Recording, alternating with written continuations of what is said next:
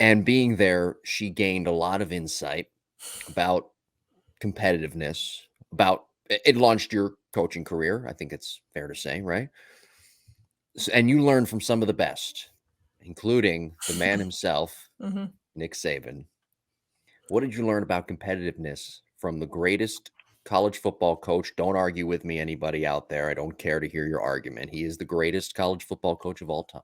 Mm-hmm. What did you learn from him as it relates to competitiveness? Sure. I feel like this story has come up at some point on this podcast. I'm not sure. So I'm sorry if I'm repeating myself, but Nick Saban, I think, does a great job at Alabama because he goes and talks to all these other teams. He doesn't have to.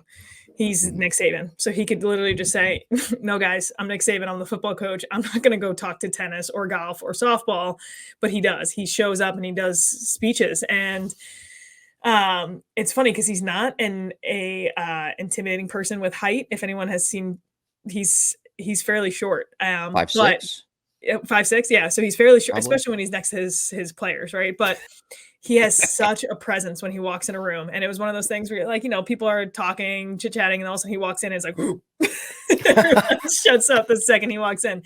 Anyway, he is going through about how he has a very talented team. Alabama football is very, very talented, and if they wanted to just beat other teams, they probably wouldn't have to work very hard, but they don't practice to just beat another team. They practice to something they call MTAQ. They practice to make their ass quit.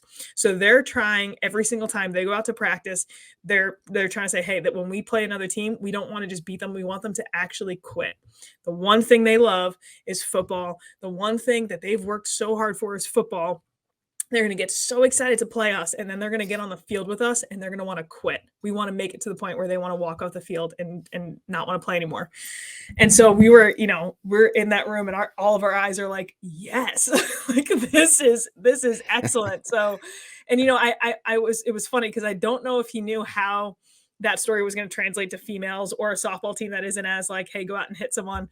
But I mean, we had it written in huge letters across our mirror, MTAQ. And gosh, we didn't want to just beat a team by 5 runs. We wanted to score as many runs as we were capable of scoring. And we didn't care. We didn't care if you were upset. We didn't care. Like, we just wanted to steamroll you. And yeah, that was like, because even if we played a game and we should have run ruled them and it was only 7-0 and not 10-0, like, we were pissed. So that there was like this different level of competitiveness for sure that really brought out of us.